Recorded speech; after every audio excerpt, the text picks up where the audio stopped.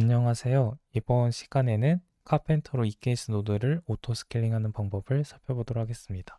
카펜터는 EKS 공식 문서에서 이해하기 쉽게 설명이 되어 있는데요. 이 문서에 보시면 카펜터는 유연한 고성능 쿠버네티스 클러스터 오토 스케일러라고 설명하고 있습니다. 그래서 저희는 왜 여기서 고성능이라고 표현을 하는지 이해를 해야 되고요. 그리고 클러스터 오토 스케일러가 무엇인지 이해를 해야 됩니다. 쿠버네티스 클러스터 오토스케일러는 말 그대로 클러스터에 있는 노드 개수를 자동으로 증가 또는 감소시켜주는 스케일러입니다. 예를 들어볼게요. 노드가 한 개가 있는데 이 노드에는 CPU 0.5 그리고 메모리 100메가만 사용할 수 있습니다. 이 상태에서 파드가 새롭게 생성이 되었고 이제 스케줄링이 되어야 되는데 CPU 1코 그리고 메모리가 512메가예요. 그렇기 때문에 당연히 파드는 여기 남아있는 노드의 자원이 없기 때문에 이제 스케줄링이 안 됩니다.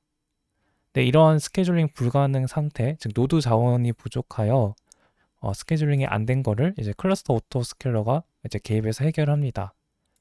그래서 자원 부족으로 파드가 스케줄이 안 되는, 즉 파드 펜딩 상태를 감지를 하고요.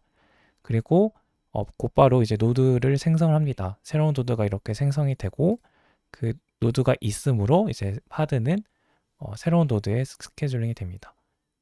그리고 이제 더 이상 이 파드가 사용되지 않을 경우에는 새로 생성했던 노드를 이제 삭제를 해서 비용을 아낄 수도 있습니다. 이런 식으로 이제 클러스터 오토 스케일러는 이제 노드 개수를 저 사람의 개입 없이 자동으로 증가 또는 감소시켜주는 스케일러입니다. 기존 EKS 클러스터 오토 스케일러는 오토 스케일링 그룹을 사용을 했어요. 그래서 이 클러스터 오토 스케일을 저희가 설치를 하면 이 클러스터 오토 스케일은 AWS에 있는 오토 스케일링 그룹에 설정된 거에 따라 노드를 관리를 합니다. 직접 살펴볼게요. EKS 대시보드에 가보시면 컴퓨터라는 탭을 가보면 노드가 어떻게 관리되는지 상태가 보입니다. 그래서 노드 그룹을 가보시면 매니지드 노드 그룹이 나오고요. 이걸 클릭하시면 오토 스케일링 그룹이 나오고 이걸 또 클릭을 하시면 오토 스케일링 그룹에 대한 대시보드로 이동이 되죠. 그리고 여기서 선언된 오토 스케일링 그룹을 아까 설명드렸던 이 클러스터 오토 스케일러가 관리를 하게 됩니다. 그래서 이 오토 스케일링 그룹에 있는 뭐 디자일 스테이트, 민, 맥스 그리고 런치 템플릿에 의존을 해서 클러스터에 있는 노드 개수를 증가시키거나 감소를 시킵니다. 기존 오토 스케일러는 오토 스케일링 그룹이 가지는 단점을 그대로 가집니다. 이제 첫 번째는 노드 생성 속도가 느리다는 건데 약 10분에서 15분 정도 소요가 되기 때문에 긴급한 상황에서는 좀 많이 느린 단점이 있고요. 그리고 런칭 템플릿에 의존해서 노드를 생성을 하게 됩니다.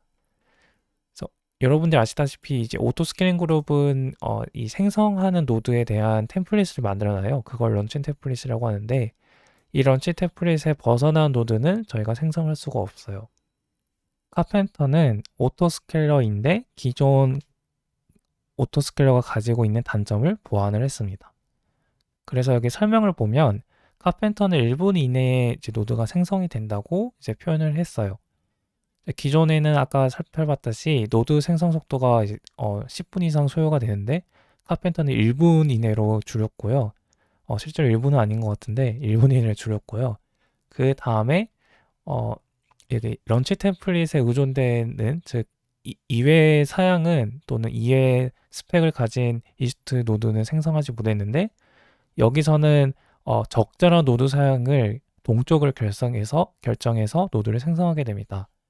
그래서 앞서 살펴봤던 이 단점을 보완을 했고요.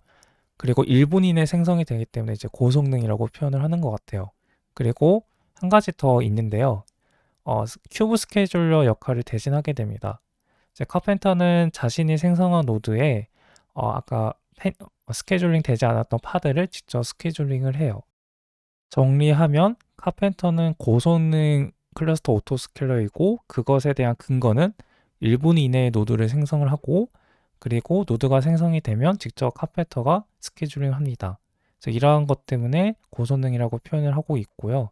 그 다음에 기존에 가지고 있던 런치 템플릿에 벗어난 사양을 설정하지 못했던 것을 카펜터는 동적으로 만들 수 있다. 그래서 이런 장점들을 가지고 있습니다. 카펜터의 또 다른 장점은 이 케이스가 아닌 환경에서도 사용이 가능해요. 쿠버네티스가 있는 환경이라면 사용할 수 있고요. 대표적으로 AKS, 마이크로소프트 애저에서 사용하는 쿠버네티스를 AKS라고 부르는데 AKS 카펜터도 따로 존재합니다. 그래서 또 다른 범용성에 대한 장점도 가지고 있습니다. FAQ 공식 문서를 보면 어떤 클라우드 환경에서 사용할 수 있냐라는 질문이 있는데 AWS EKS뿐만 아니라 다른 클라우드에서도 사용할 수 있다고 되어 있고요. 왜냐하면 그렇게 이제 설계가 되어 있어요. 그래서 이 설계 문서에 따라서 지금 개발된 애저 카펜터도 이렇게 존재를 합니다. AKS 카펜터에 대한 문서를 내려보시면 소스 어트리뷰션이 나오는데 이 소스 어트리뷰션의 내용을 조금 더 자세히 보면 AWS 카펜터를 포크를 해서 개발이 되었다라고 되어 있습니다. 그래서 저희 아까 FAQ를 보시면 어떤 클라우드 환경에서 지원하냐는 그쪽 클라우드 개발자가 만들어 놓으면 저희가 쓸 수 있다라고 이해하시면 됩니다. 지금까지는 카펜터가 어떤 기능을 하는지 설명을 드린 거고요. 이 기능을 하기 위해서 어떤 원리로 돌아가는지 설명을 드리려고 해요. 다는 살펴보지 못하고 가장 핵심적인 부분인 이 노드 관리입니다. 이 케이스 환경에서는 카펜터는 EC2 플릿을 사용을 해서 노드를 생성하거나 또는 감소를 시킵니다. EC2 플릿은 카펜터를 위한 서비스는 아니고요. 기존에 있던 EC2 서비스입니다. 그래서 API 호출을 해서 EC2 플릿을 호출할 수 있고 여기서 가장 핵심적인 거는 구매 옵션이라고 되어 있어요.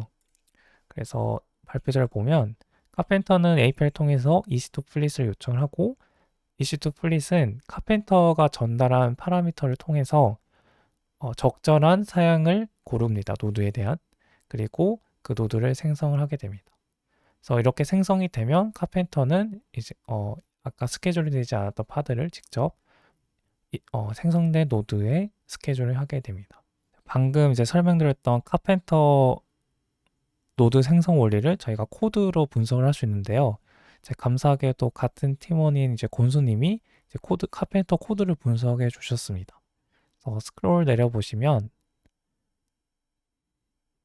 중간에 내려보시면 이 카펜터가 create fleet API를 호출한다고 이렇게 설명이 되어 있어요. 그래서 이 키워드로 저희는 이제 카펜터 소스 코드에서 검색을 할 수 있습니다. 한번 코드를 봐볼게요. 코드를 다운로드 받으신 이후에 런치 인스턴스라는 함수를 검색을 해보세요. 그러면 저희가 원하는 create fleet input이 나옵니다. 그래서 EKS 환경에서는 EC2 플릿을 사용한다고 저희는 확인을 한 거고요. 그러면 이 런치 인스턴스는 언제 호출되냐? 그러면 showcall history를 검색해 보시면 이 create가 있습니다. 그래서 이 create라는 함수가 호출이 될 때 런치 인스턴스가 호출이 된다고 되어 있죠. 그리고 이제 계속 따라가 보시면 콜 스택을 계속 따라가 보시면 이 create도 호출되는 곳을 저희가 볼 수 있고 여기 노드 클레임이라고 보여 있어요. 나중에 조금 CRD를 살펴볼 텐데 이 노드 클레임에 의해서 create가 호출이 되고 그 다음에 이것도 결국 누군가 호출하겠죠. 그래서 이렇게 계속 콜스택을 호출하시면 클라우드 프로바이더라고 보이죠. 테스트 함수긴 한데 클라우드 프로바이더라는 아마 인터페이스가 있을 거예요. 그 인터페이스에 따라서 결국 타고타가 와서 이 케이스 환경에 대한 크레이트가 호출된다라고 저희가 짐작을 할 수 있습니다. 이제부터는 이제 카펜터를 어떻게 사용할 수 있는지 방법을 설명드리려고 합니다. 첫 번째는 당연히 카펜터를 저희가 설치를 해야 돼요. 그래서 카펜터 컨트롤러를 설치를 해야 되는데 이 내용은 헬름 차트로 쉽게 할 수 있고요. 저희 기업에 공개되어 있습니다. 그래서 카펜터 인스톨이라는 이 디렉토리에 가보시면 제가 사용했던 헬름 명령어가 있어요. 근데 여기서 IRS를 사용하기 위해서 위에서 IRS를 생성을 했고요. 그 IRS에서 사용되는 폴리시가 카펜터라는 디렉토리에 있습니다. 그래서 카펜터 컨트롤러가 사용하는 이 IAM 폴리시들을 여기서 제가 정의를 해놨고 이걸 이용해서 이제 헬름으로 설치를 해놨습니다. 여기서 주의사항이 하나 있는데 여기 헬렌 주소가 OCI로 되어 있어요. 그래서 OCI는 헬렌 3.8 이상만 사용할 수 있다고 하네요. 그래서 3.8 이상만 이걸 사용할 수 있다는 걸 주의해 주기 바랍니다. 이 헬렌 명령어를 실행을 하면 카펜터가 설치가 되고요. 한번 직접 살펴보도록 할게요. 네, 카펜터 네임스페이스에 디플로이먼트를 조회하시면 카펜터가 보이죠. 그리고 파드를 조회해 보시면 네, 카펜터 컨트롤러 컨트롤러가 두 개 실행이 됩니다. 그래서 이게 설치가 끝이에요. 다만 이제 여러분이 직접 관리해야 될 포인트는 CRD인데요. 카펜터는 노드를 생성할 때 대한 노드 스펙을 정의를 하게 되는데요. 이 케이스 환경에서는 EC2 플릿을 쓰기 때문에 이 카펜터가 EC2 플릿에 요청할 정보를 정의하는 게 CRD예요. 그래서 총 두 개를 저희가 CRD를 관리해야 되는데 노드 풀 그리고 노드 클래스를 저희가 관리를 해야 됩니다. 다만 9버전 0.31 이하에서는 이 노드 풀 노드 클래스가 아니라 프로비저너 노드 템플릿을 사용을 할 거예요. 그래서 버전에 따라서 CRD가 달라질 수 있다는 걸 여러분이 아셔야 되고요. 버전에 대한 걸 어떻게 할 수 있냐면 카펜터 공식 문서를 보시면 됩니다. 카펜터 공식 문서에 보면 0.32 레이티스트가 0.3인데 0.32의 컨셉을 보면 노드풀 노드 클래스라고 되어 있는데 0.31로 가볼게요. 0.31은 프로비저너 노드 템플릿으로 되어 있어요. 그래서 아예 컨셉 자체가 달라지죠. 그 컨셉이 달라진다는 의미는 아까 발표자에서 보신 것처럼 이 CRD가 달라졌다는 의미입니다. 근데 CRD만 달라졌을 뿐이지 이 내용은 같아요. 그래서 이 내용에 좀 집중을 하시면 되고요. 노드 풀은 이 노드에 대한 사양, 뭐 인스턴스 타입이 T타입이라든지 인스턴스에 대한 CPU 이런 것들을 사양에 대한 설정을 할 수 있습니다. 그리고 노드 생성할 노드에 대한 레이블, 테인트까지 걸 수 있어요. 공식 문서를 봐보면서 살펴보도록 할게요. 공식 문서를 보면 이 컨셉의 노드 풀을 클릭을 하시면 이 문서가 나오는데 노드 풀에 있는 템플릿을 보면 저희가 정의할 수 있는 필드가 나옵니다. 그래서 레이블, 노드가 생성될 때 그 레이블이 나오고 어노테이션, 그리고 테인트 이런 것들을 걸 수 있고요. 그리고 노드에 대한 사양, 뭐 C타입이라든지 M타입이라든지 R타입이라든지 걸 설정할 수 있고 CPU가 몇 코어, 그리고 이제 이 니트로 있죠. 그래서 이 타입을 설정할 수 있습니다. 그래서 이런 노드에 대한 사양을 설정할 수 있고요. 이 값들을 저희가 모를 수 있잖아요. 이 값들은 이 레퍼런스 인스턴스 타입에 보시면 이 값에 대한 것들이 다 써 있어요. 그래서 이 인스턴스 타입마다 모든 타입을 값을 정의를 해놨으니 이걸 참조를 해서 저희가 노드 풀을 정의를 하시면 됩니다. 노드 클래스는 이제 노드 풀에서 정해지 못했던 AWS 환경을 저희가 설정할 수 있는데요. 가령 이 노드에 대한 AMI 타입과 여기 아마존 리눅스죠. 그리고 이 노드가 위치할 서브넷, 그리고 노드가 사용할 시큐리티 그룹 등 AWS에 있는 리소스 정보를 이 노드 클래스에 정의하게 됩니다. 이것도 공식 문서에서 보면 이 노드 클래스라는 문서에 써져 있는데 AWS의 스페셜픽하는 설정을 여기 정의한다고 되어 있어요. 그래서 이 노드 클래스는 뭐 이 AMI 타입 그리고 서브넷 뭐 시큐리티 그룹 그다음에 IAM 롤이 있죠. 그리고 인스턴스 프로파일 즉 AWS에 특화된 설정을 다 정의하게 됩니다. 그래서 이 노드 클래스를 사용하기 위해서는 노드 풀이 무조건 있어야 되고 이 노드 풀이 노드 클래스를 참조하게 됩니다. 그래서 여러분은 이 두 개의 CRD를 상황에 맞게 적절히 사용하시면 되고요. 이 적절한 개념을 잘 모르겠다면 여기처럼 뭔가 범위를 지정하시면 돼요. 이 범위를 지정하면 아까 이제 말씀드렸다시피 카펜터는 이 정보를 그대로 요청해서 판단은 EC2 플릿이 판단하게 됩니다. 그래서 EC2 플릿이 그 범위에 맞는 값을 적절히 이제 선택을 해서 이 노드를 관리하게 됩니다. 카펜터를 한번 직접 실행을 해보도록 할게요. 카펜터 프로비저너에 가보면 이그젬플 1이 있습니다. 그래서 이그젬플 1에 가보시면 제가 하나의 프로비저널 템플릿을 만들어 놨어요. 즉 CRD에 대한 템플릿을 만들어 놨는데, 템플릿이라고 말하는 이유는 여기에 이제 변수 처리가 되어 있어요. 이 변수들을 여러분들이 환경 변수로 선언을 하신 다음에 env subst라는 명령을 통해서 이 템플릿을 여러분의 환경 변수에 맞게끔 렌더링을 하시면 됩니다.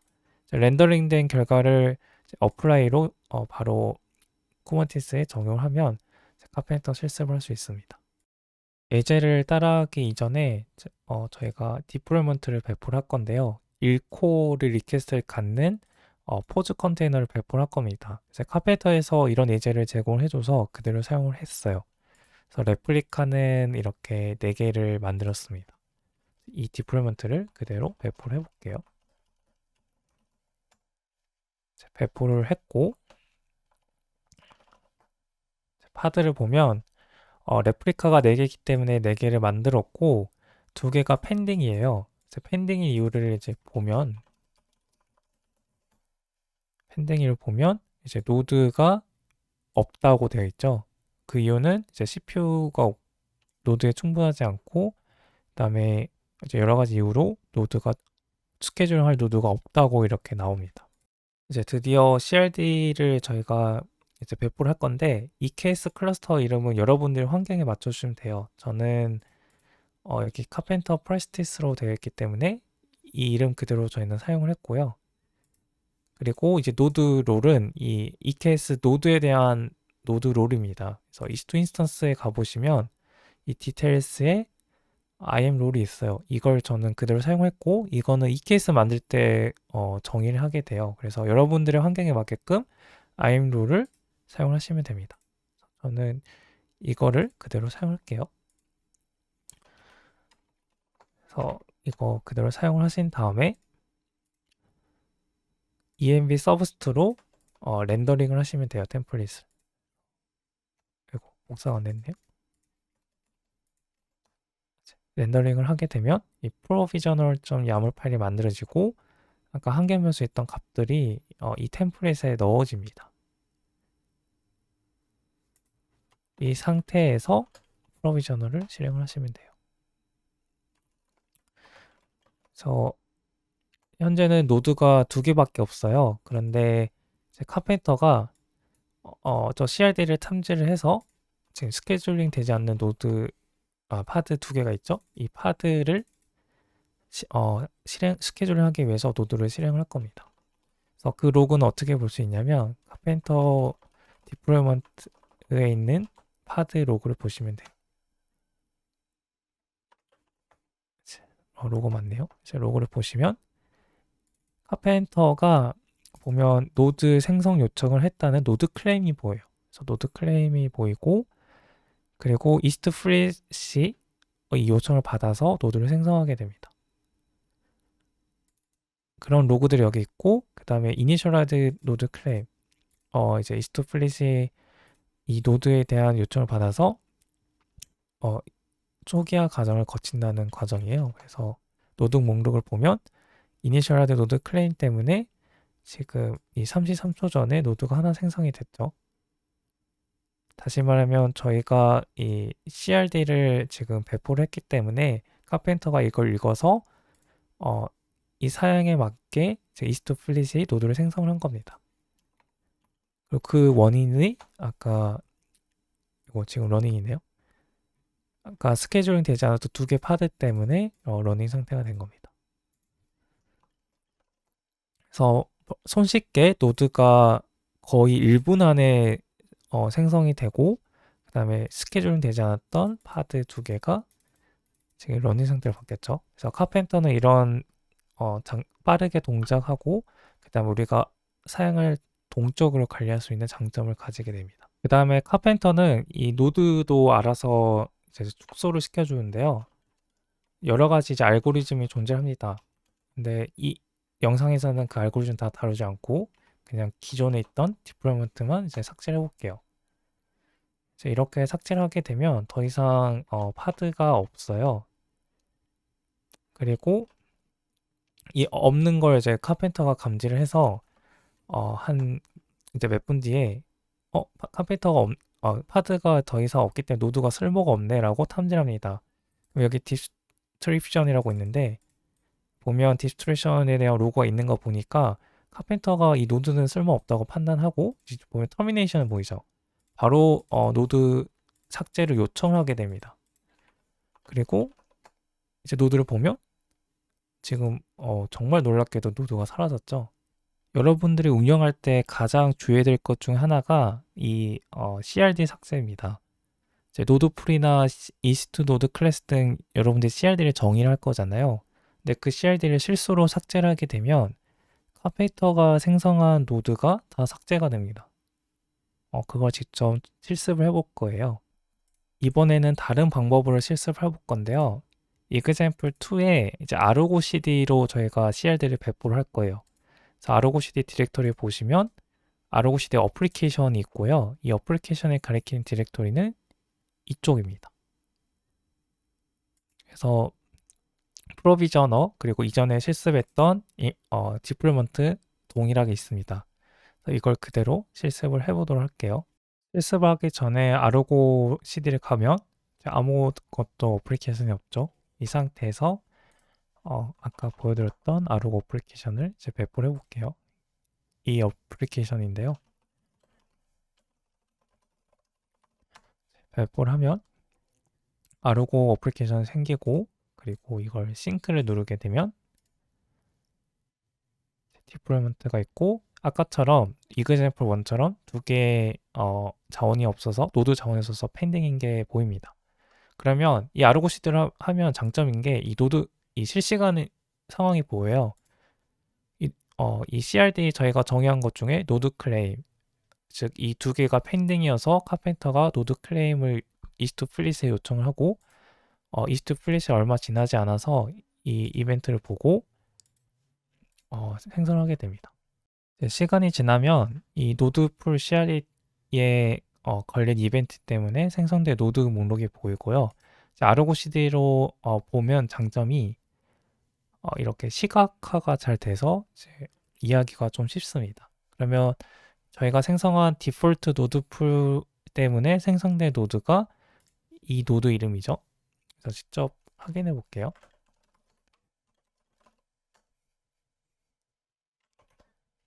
보면 실제로 78초 전에 생성이 된 노드네요. 아르고 CD로 보면 이런 장점이 있습니다. 그럼 여기서도 바로 눈에 보이죠? 이걸 삭제하는 순간 어떻게 될까요? 이거 연결된 하위 리소스가 다 삭제되겠죠? 그래서 한번 직접 삭제를 해볼게요. 일단 저는 자동 싱크를 오토 싱크를 꺼놨고요. 이걸 한번 삭제를 해볼게요. 실수로 삭제했다는 걸 지금 재현하는 겁니다. 재현하는 순간 여기 노드가 지금 삭제되었죠. 그리고 이제 노드 목록을 보면 노드가 사라졌네요.